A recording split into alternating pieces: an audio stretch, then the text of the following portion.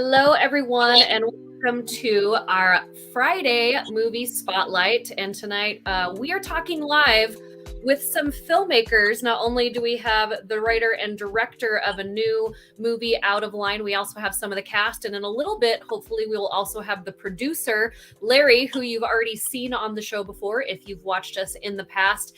And we are getting revved up for Sundance. I already have like 8 films to watch and 7 interviews to do. So you guys are all kicking off the week before Sundance with your independent film. We're going to go ahead and get started and introduce Dan. Dan, how are you doing? I'm doing well. How are you? Good. And then we have Dustin and Madeline. How you doing? Good. Hi, great. Yeah. So, Dan, you are the writer and director of a new movie called Out of Line, and I got to see this last week. You guys had your premiere, and then you also premiered it at the Utah Film Festival. So let's get into this movie. What is it about, Dan? And then I'll talk to Dustin and Madeline about your play in it. Cool. Yeah. Out of Line is it's a film about a group of friends that are waiting in line for something. We kind of follow Dustin's character. He plays a character named Ron, and he's on his first date with a character named Cyan, who Madeline plays. And Ron invites all of his friends on this first date to try to avoid any awkward silences. And his friends don't help with that at all. And then things start to go crazy and people run amok and, things get out of hand. Nice. And what was like the idea of, like, where did you get the idea of this movie? I'm always very interested in when you have a movie that takes place in one location, which I've actually watched a lot of those over the past few years because we had the pandemic. So people were getting super creative, both big box office movies and independent films. It was, how can we get it in 1 to 2 locations with the least amount of people? And you not only did that, both of those things, but you were also outside. Did it have anything to do with the pandemic, or did it have to do with, you just thought it was like this crazy idea to do a movie about everybody waiting in line? How did it happen?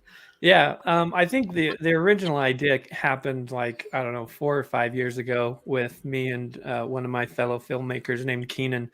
We were driving somewhere and it just we saw a line, and I can't remember if it was him or me, and I just kind of, the thought was like, well, that'd be a random thing to have a movie about, just people waiting in line, and that's the whole movie.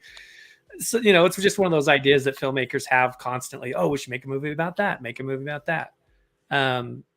So that's where it kind of spawned, and then it was like maybe 3 or 4 years later, me and the crew that I work with, we had shot just a ton of short films and a ton of corporate videos, just so many, and the goal has always been to create feature films. And Keenan, again, he pitched the idea to the group that we should focus on these one location features, just because it's so much cheaper, than something that you have to have a bunch of different locations for. So that's where we started to go, is these one location features. And then I remembered, that conversation from 3 years back, and thought, well, there it is. There's my one location. It'll be in a line, and it'll be in a 12-foot square. And, so that's where the idea came from. Well, and I think it's so relatable. When I'm not doing this, I'm going to conventions all over the world, and there's a lot of line waiting. And it was funny because I had gone to San Diego Comic-Con last year, and I'm waiting in line, and I made some lifelong friends in this line from England, of all places. And these 2 guys are telling me, oh yeah, in England, we just see a line and we queue up. We don't even care what it's for. We're just like, oh, there's a line, and we get in it. And so when I saw what this movie was about, I was immediately brought up all the conversations I've had with people in every line I've been in. And I think Dustin, did this kind of get you in that way as well? Like you read the script or it was pitched to you. Did you immediately have any thoughts of like, yeah, I've had some weird things happen to me in lines Yeah. I've already Yeah, experienced? totally. And even when, after our premiere, all of us were going to dinner somewhere and waiting outside after, waiting to get into the restaurant. I was like, this feels just like the movie. It's like you go through so many experiences like that where you're just kind of like, okay, well, like, what do we do now that we're waiting, standing here, So Yeah, I mean, I think we've all been in that line before. And am I saying it right? Is it Madeline or Madeline? Madeline? It's Madeline, yeah. Madeline. Okay. Madeline, so you're an actress, you're pitched this movie about this character that just has the most awkward kind of date. I don't even know if it's a real date.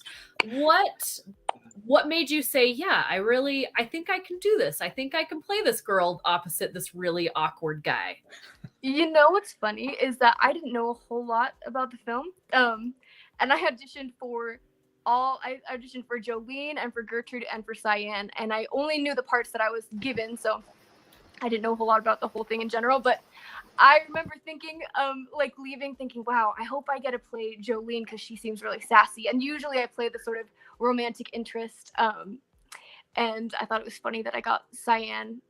She's not as sassy, but she did have great depth of character. I liked how she's dorky and she is kind of awkward also. She's not the sort of swoony girl all the time. She's kind of dorky too, and she's very endearing. So I was happy in the end I got to be Cyan. I love it. I love it. And if you are watching us or listening to us live right now, thank you so much. We do have some people. And we just had Larry Curtis join us, who has been on the show before. We have chatted movies in the past, and Larry is the producer of the show. Your mic's a little loud, Larry. I'm not going to lie. It sounds like you are in a dryer right now. So I'm going to go ahead and mute you for a minute because it sounds like you're in a dryer. And I love the new haircut. He got a haircut, which recently he had like long, beautiful locks. And now he's got this fantastic facial hair happening. But what I really wanted to get into is, often on Friday night movie spotlight, I'm talking to a lot of independent filmmakers, whether it's people that have put their movies into, different film festivals. Of course, I have Sundance coming up, and we had a lot of that last year. But let's talk about like how hard it is to actually make a movie. And because Dan, is this yours and Larry's first feature out in the theater? Feature film?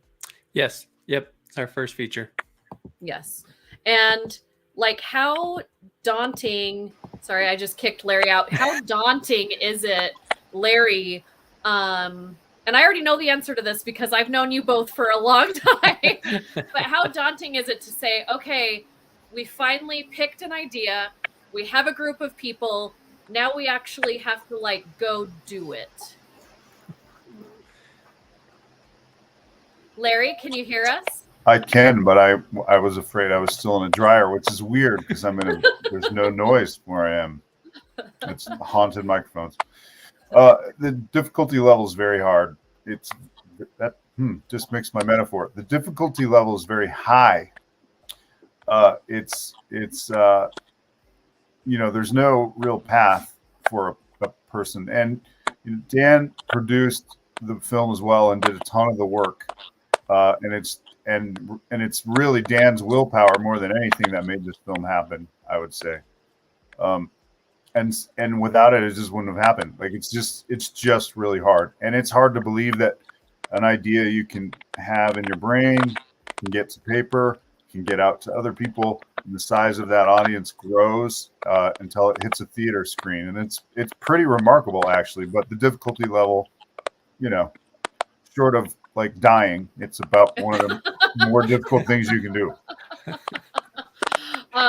And I do see that there are, hi, Larry. I do see that there are a lot of people watching. So if you have questions, we actually can answer those lives as well. We're having a little bit of audio difficulty. I'm not sure what is happening. Could you guys hear that? Yeah, I can Like the clicking.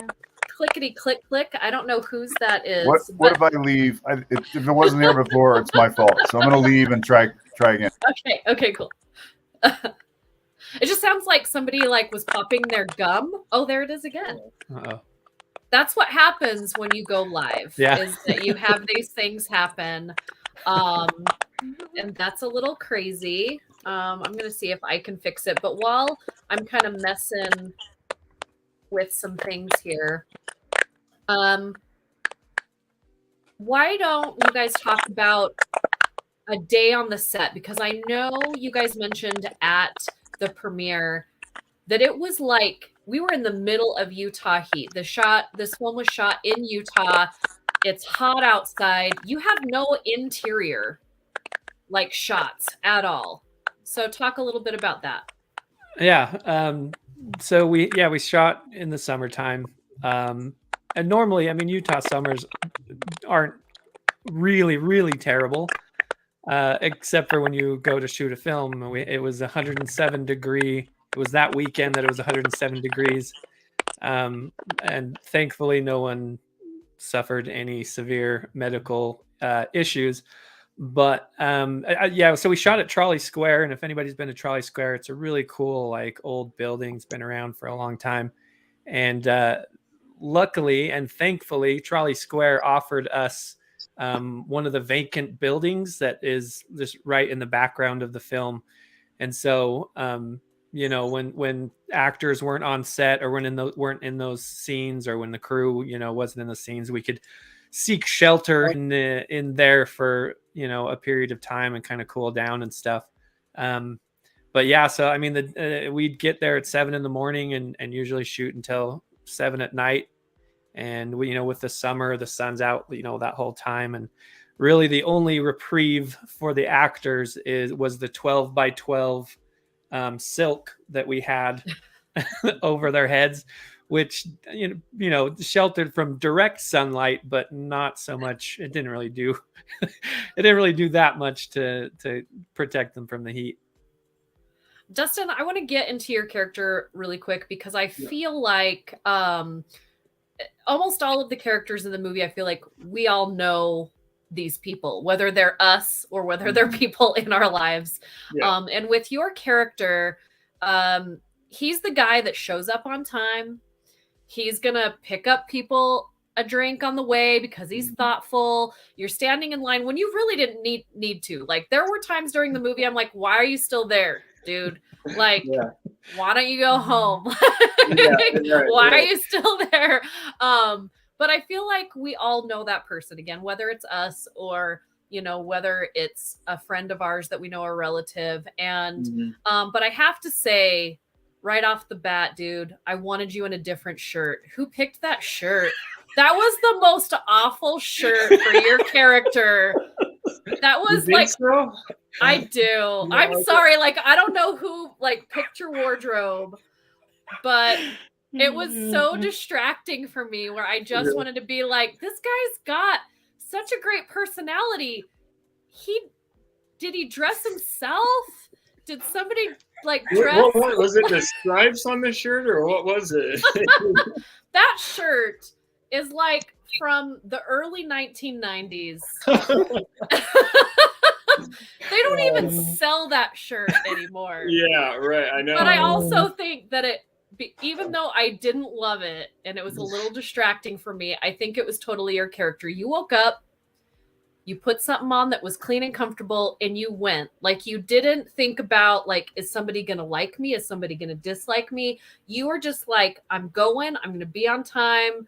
Like, I'm comfortable in my own skin. Even though you had awkward moments, I feel like your character was pretty comfortable with who he was. Do you agree or disagree with that? Yeah, no, I totally agree. I think he's a little too nice for his own good, especially towards the kind of type of friends he has. But I think he is comfortable in his own skin. I think he's like a good dude, and he was also nervous for the date, and he's nervous to bring his friends along. But I think he wants to include everyone and have everyone, be there and be happy. And doesn't always work out, but. How much of both of your dialogue did you stick to the script fairly well, or was there a little bit of ad-libbing? And I found the mic problem. It's Madeline's mic. Oh, no. It's okay. We'll figure it out. But was there a lot of any ad-libbing or kind of on the moment? Or did you guys stick pretty hardcore to the script? I think it was pretty close to the script, right, Dan? I mean, I know we had some kind of maybe like one word changes or something, but not a ton. Okay. Yeah, I think there was what the kind of the ad-libbing was more of the reactions. There's a reaction. The character Cyan says like a jokey, flirty thing to Ron, and it like flusters him, and he tries to respond, and he responds really awkwardly, and then she walks away, and then Dustin, like, this wasn't in the script, but he just kind of like mouths holy, and then mouths half of the F word. So there's only 1.5 F words in my film. I didn't even notice any. So well, that was good. They were well hidden F bombs, and I usually notice those right off the bat. So now being the friend that is being brought in, did you relate to this character at all in being the girl that's like being kind of set up with a guy that don't know, like a little bit with? Have you ever had an awkward experience like that? Oh, I related many times. That friend group where everyone knows each other and everyone has drama, and you're dropped into the middle of it, and you're also trying to be charming and. Oh, we lost her. She's very charming. But this is again what happens. These are the choices that I make when I go live, is I know there's always going to be some excitement, but I love it. So Larry, let's talk to you and Dan a little bit about I know, Larry, you keep saying like Dan, he's the director, the writer. Directors and writers on set need support, whether it's like hammering something in and then disappearing on camera, or, being there. What is it like being a producer on such a low budget film? Like, what are you doing that a producer would not be doing on a bigger budget film? Well, everything. So, the magic of this film, and Dan and I have been associated with a group of people. And so, it was Dan's force of will, but, and Dan's script, but we read that script many, many times. We have a reading room where we meet every Monday night for years now. And, we went over the script a bunch and read it a bunch, and we were involved in, I remember Dustin standing up and auditioning for the part. I was fetching donuts like your PA would, because the crew, and I bet Dustin will agree, and the cast needed a donut. You needed a little something to keep us going emotionally. So making sure everybody had water, just like every detail, or and moving equipment, right? Like, so normally as a producer, you might even have an office, and you're on the phone and you're telling Warner Brothers, we need more money or something. None of that. It was definitely about unloading trucks and, being there early and talking to listen, at one point at lunch, there was a woman who was bawling her eyes out. So then I was the guy who hugged the woman bawling her eyes out. Like, whatever has to happen to make the film work is what that really means. And it's all hands on deck for everything. Yeah, I think, letting people know the differences between, the different budgets of films, which, if you've watched this show before, and you can go onto our YouTube channel when you're done watching this and watch some other interviews, is, I've talked to people who have done documentaries, in fire, like with firefighters and flames. And I've talked to people in international films who have shot in South Africa, and you've got 7 different locations, and you've got running up and down the streets. And I think everyone can say that it's hard work to make a film, whether you have $500,000 or $10. It's just all the different difficulties that come with those things. And of course, $500,000 is still low budget. For those of you that don't know, that's still a micro budget. But I bet everyone on this podcast tonight would love $500,000 to go make a movie. Yeah, that's what I was going to say. Like, I'm sure it's challenging at every level, but I would be very happy to try the $500,000 challenge rather than, change between seat cushions and plasma donation challenge. So we're going to get back to you. You related so much to this character with being just invited into the group that everybody knows each other, and, just being the awkward person that's trying to be friendly. Yes. Sorry. Hopefully my mic is better now too. No, it was perfect to play. And to what you were saying about ad-libbing, I love the way Dan writes. It was so natural, and every word, I feel like I didn't feel like I had to ad-lib, because it felt very natural to banter with the script as it was. So yeah, it was awesome to play. Dan, is there anything, and I want you to like really be real here, it's just us. It's Friday night, we're just sitting and chatting. Is there anything, like just one thing, if you could change about this film, that you would change? Easy, Dan. Easy on this one. Well, the lead, I mean, Dustin's performance. No, honestly, that's a difficult question. Especially, like, you put so much time and effort, you fall in love with all the characters, you fall in love with the situations they're in, you fall in love, with the final product. Honestly, I wish it was 15 minutes longer. Really? Yeah, I just it feels like a beginning, middle, and end, so it doesn't feel like an incomplete story. But I would just like the characters so much in the scenarios that I would have liked to see more shenanigans coming about, or maybe something with the pink-haired girl that. I would say that I kind of wanted a little bit more from the other attendees in line, because I feel like most of the time when you're in line and you're having a conversation and you're there for hours, I can attest to this, like at Disneyland, like people are being nosy. Like they're in there, they're chatting more. Like the guy that was in front, the pink-haired girl, like they were both super fun. And I kind of feel like, that maybe we could have had a little more from them. That would have been fun. I know that at the premiere, you said you would love to have, like a post crew, you would love to have like sound. You would have loved to have somebody else that was editing. It's very hard when you're the writer and director, and you're also in charge of all those other things, because you have no chance to step back and have someone else. You've been looking at it. That's all you've been seeing. And so do you think on your next project, you're going to push really hard to have a bigger production team? Yeah. So the group that we've mentioned a couple times is called the 388 Collective. So our goals have been to hit feature films. So Out of Line is our first feature film. The second one is in post-production right now, hopefully to be released sometime in the middle of the year, which Madeline also stars in because she's a boss.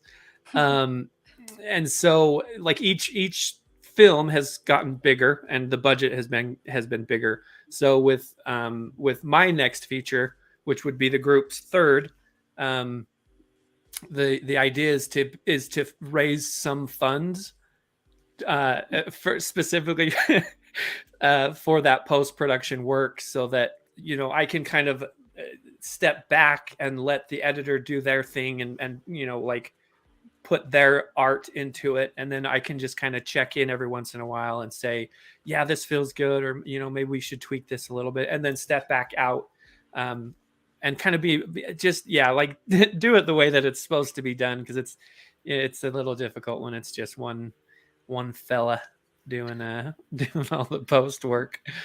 Well, and with 388 Collective, this group that you have been, kind of brainstorming with and bringing talents together over like what the last 5 years or something.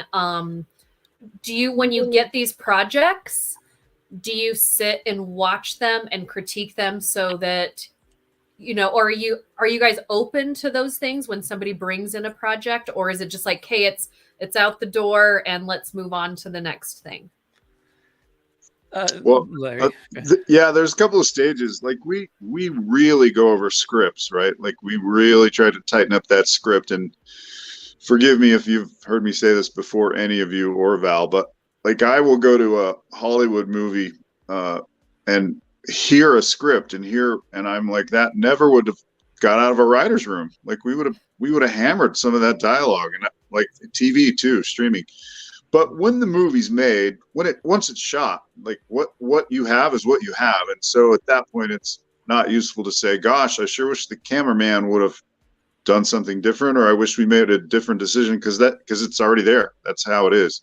And same with the finished product, like you have what you have. So for instance, Val, you mentioned, well, I wish we had more with those characters. Well, there was mostly never a line ever. So we had a guy to bookend a character and a woman to back in the character. So it looked like we had a line, but we didn't have, like, that would have meant feeding more people. It would have meant getting more people on set. So, not that it didn't affect the film, but like if Dan had decided, it'd be really great during this dialogue to have a long shot down the long line. There was no line. There was no possibility of a long shot. So well, I think it's a good testament to your characters, though, is that when you leave the movie and you're like, gosh, I wish I would have had more from this. Because I have to tell you, I watched 700 movies last year. They weren't all winners. And some of them I wanted to get up and leave and I can't, because there's our movie rep waiting outside and you can't do that. And then they look at you like, well, what'd you think of the film? And I'm like, well, do I tell them it was crap? I don't know. So it's difficult when, like you said, Larry, when you don't have that budget, but I think it's good to say, well, the character and the writing was good enough that we wanted a little bit more. You know what I mean? So for me, I feel like most of, the filmmakers that I talk to, and that's why I ask you, is that they're all looking for the next project. And so the project that you just did, it's going to lead you to the next one. And so looking at the one that you have right now, what did we learn from this one, that we don't want to do again on the next one? I don't mean like changing it. You're right. You have that product. You can't go back and change it, but saying like, yes, we wish we would have had this or that. So let's make sure we add that, or, whatever. So I was just wondering, like, the group that you have is very different than like something coming from a production house. You get to sit around in a room with people that you trust about their opinions, and not just people saying you can and cannot do something.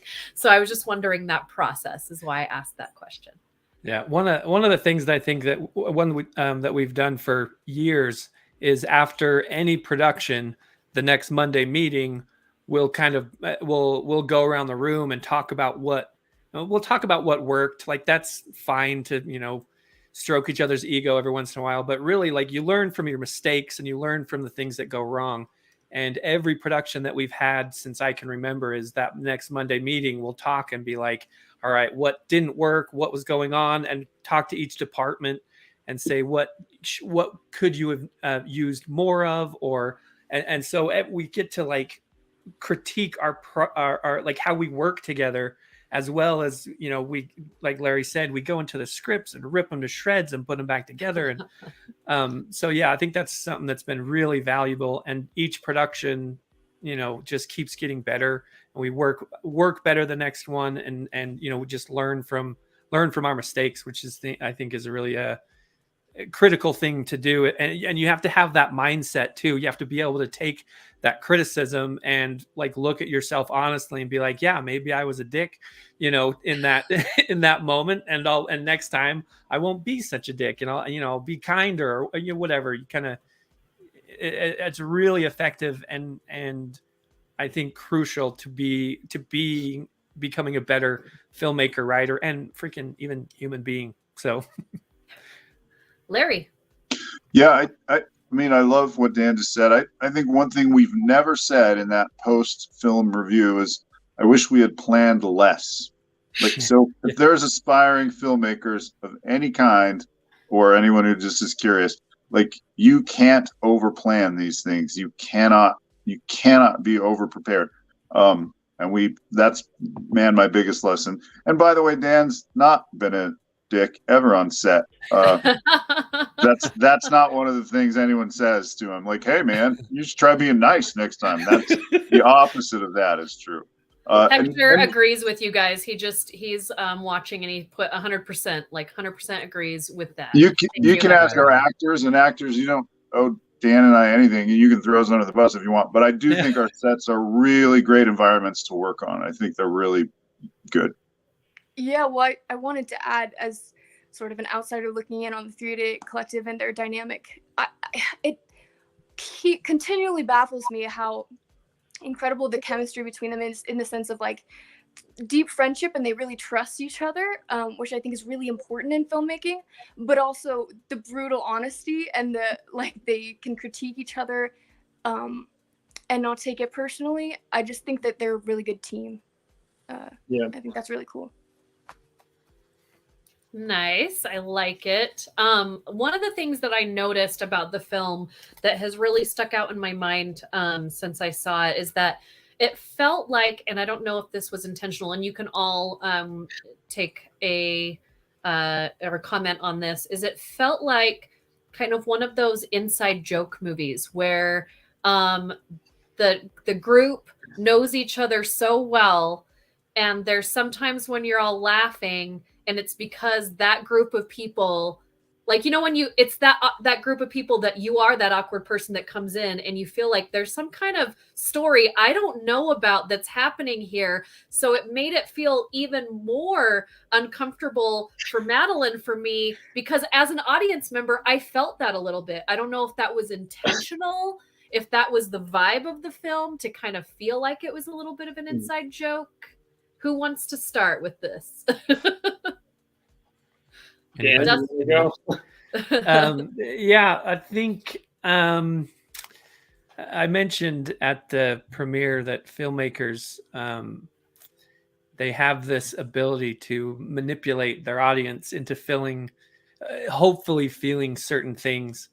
And I am that awkward guy in group settings, and I'm the guy that'll say a comment thinking that it's hilarious, and not a peep will be heard. It'll just completely kill the conversation. So it was intentional. Like, the awkwardness was intentional. There's some periods of complete silence in the film. Those were intentional. I was told that it was risky and and stuff to have that long of periods of silence, but I really enjoyed it. And the joke, some of the jokes that are in there, like, there's one person on Earth that will understand the reference. Oddly enough, though, that joke got quite a few laughs in both the premiere and the film festival that we had it in. And really, it was a joke that I had written for myself and one kid that I used to work at Macy's with, the grocery store. That is pretty risky, because, like, as a film critic, usually when I go into a movie and I'm like, oh, this is an inside joke film, like, it's not for me, it's for them, and they made this movie for them, but you did it intentionally so that the audience would feel as awkward as a couple of the characters. Dustin, how thick was that awkwardness for you, just like on a regular basis? Because you seem to really feel like you knew this character enough to, along with your ugly shirt, that I'm I can't get over it. I'm sorry. Yeah. And thank you, Sharon. She just commented, hey, this is fun. We're glad you're having fun on a Friday night. We're talking about movies. And stick around, because we're going to tell you how you can see the movie. I'm going to have the trailer up on the YouTube channel right after this, so you can watch it. But Dustin, like King of Awkward, and, you know, that timing, I don't think people realize the timing of landing a joke is much harder than drama in most cases, but then the timing of landing a joke and also making it the most awkward joke in the world. Like usually Right. if you plan it, that's not how that happens, right? You try and be awkward and you're not, you're just being dumb. Yeah. How was this for you? Well, even those like awkward pauses, when you're filming them, they feel awkward. It's like, okay, is he going to say cut, or we're the same character, we're going to do this whole thing, and even that shot at the end, which I don't know how long the final take ends up being, but it sits on us forever, and we're just kind of saying random things. It'll go silent for 30 seconds. Someone will say something else, so it just. Yeah, I mean, it is awkward in the moment too, but after you finish the take, I feel like you realize how funny it's going to be immediately, because you're like, oh, okay, that felt, I wanted to laugh the entire time, after you wouldn't answer me. So I know an audience is going to laugh at it. So it felt good, but it was a little awkward to film. So at any time, did you two, and I'll ask both actors this, at any time, did either of you like question the process? Because it is there were a lot of risky things happening and a lot of things that are just a little bit outside of like the norm of a comedy. Were there any moments where you guys kind of maybe like back and forth, like, hey, what do you think this is going to end up like? Like, how do you think this is going to turn out? Was there any of that? You can, again, it's just us. You can tell us. Madeline, you want to go first? I mean, yeah, the silences were long, and sometimes you try to start speaking, you'd be like, no, keep longer, make it longer, and like, okay, yeah. What about you, Dustin? For me, I don't think there was ever a time where I was like talking to anybody and like, I don't think this is gonna work or anything like that. It was just more so.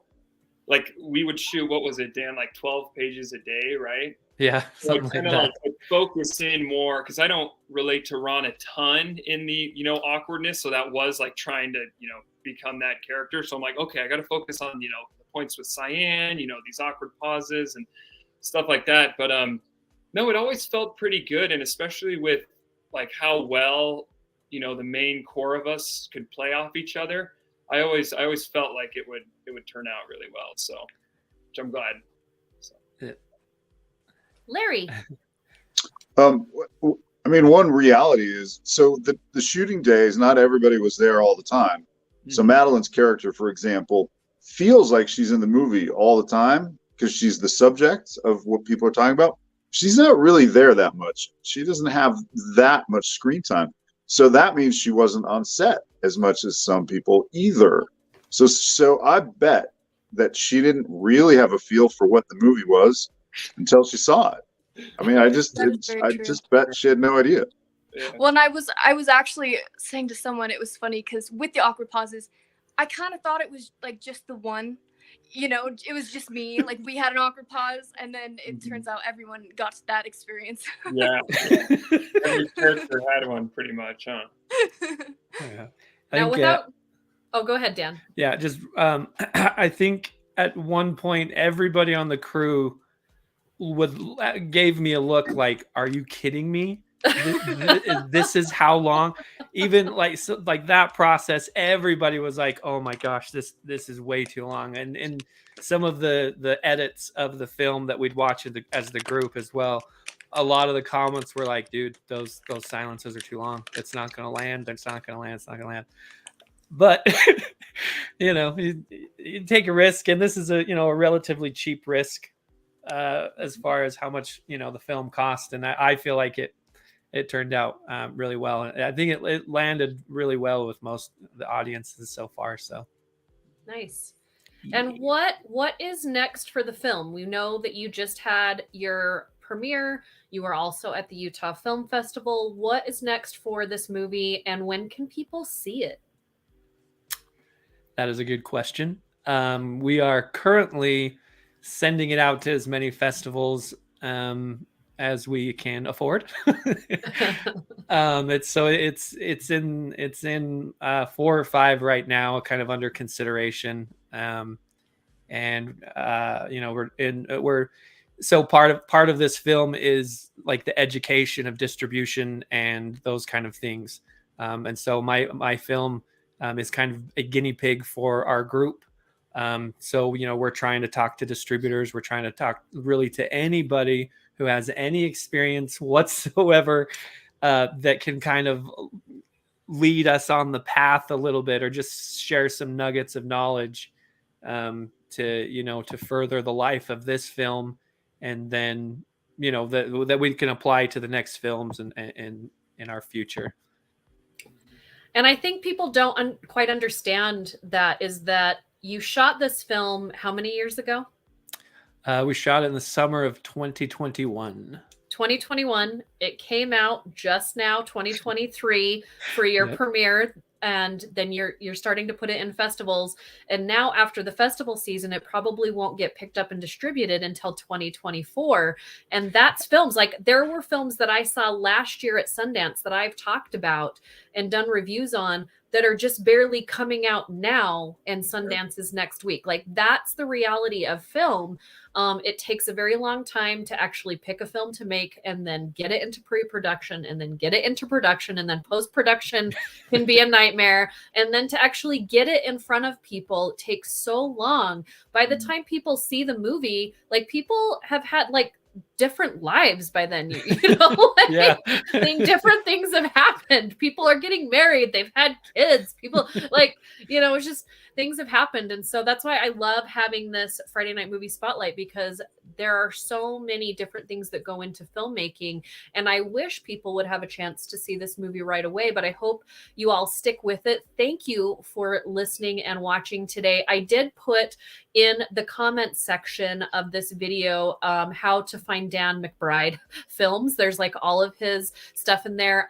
When this goes up on YouTube as a full film, as a full video, I will also have the links to where you can go and follow their little group that they've been talking about. You have another movie coming out soon.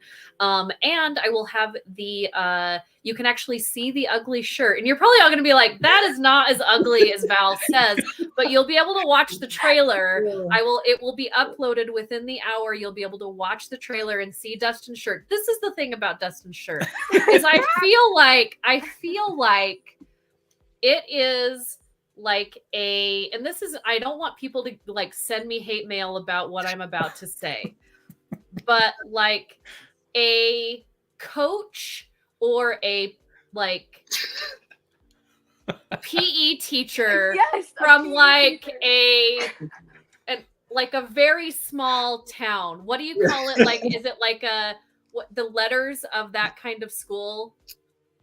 Like somebody that's like the farm. The farm, school that has like the farm baseball team, and you're the coach, and you're not a bad looking dude, but your outfits, and then it's like it turns into a Hallmark movie where then like this lady from a big city comes to this small town, and she sees you and she's like, oh, he's so cute, but he really needs somebody to help him dress, and then she takes you under her wing, and then you guys fall in love, but awkwardly, and then the shirt is burnt.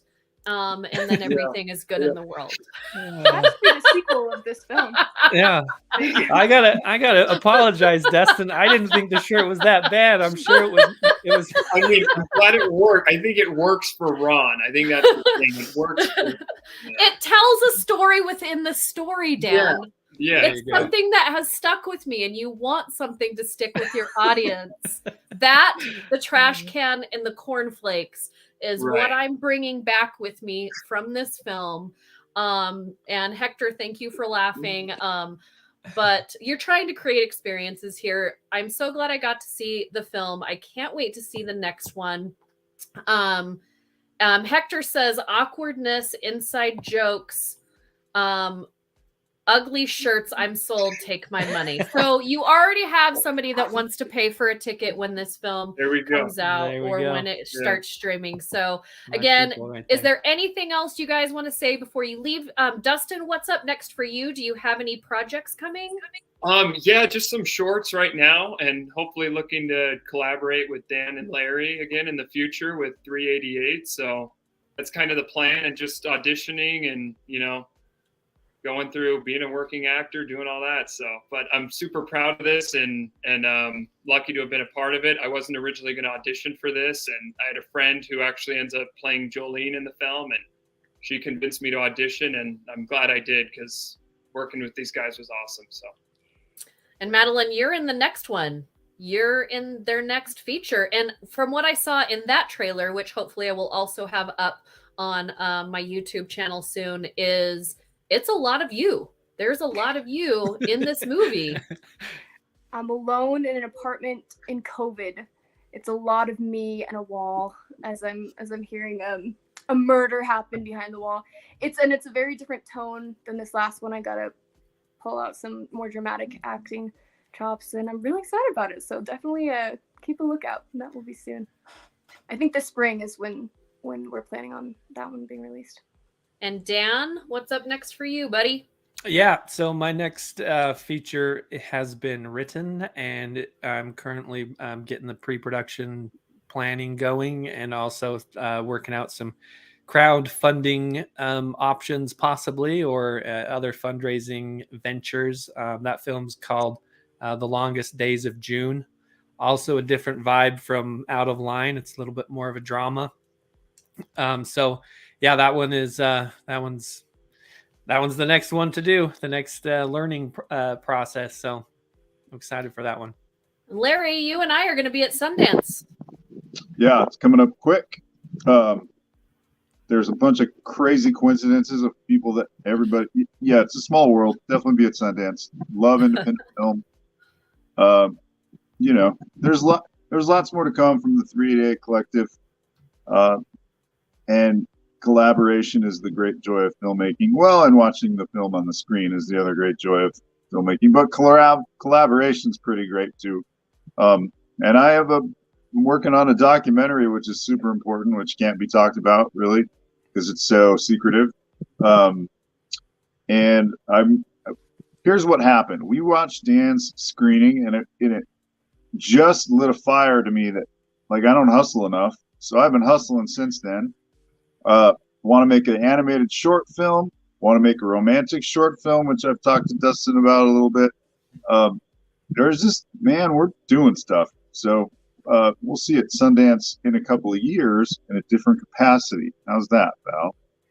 Yes. And in the meantime, we'll be up there rubbing elbows so that you guys can get distribution for all of your other films. And hopefully soon, within the next year or so, Larry and I can talk about the super secret project that he's allowing me to help him with. Because as much as I love to talk about movies, sure do love to make them as well.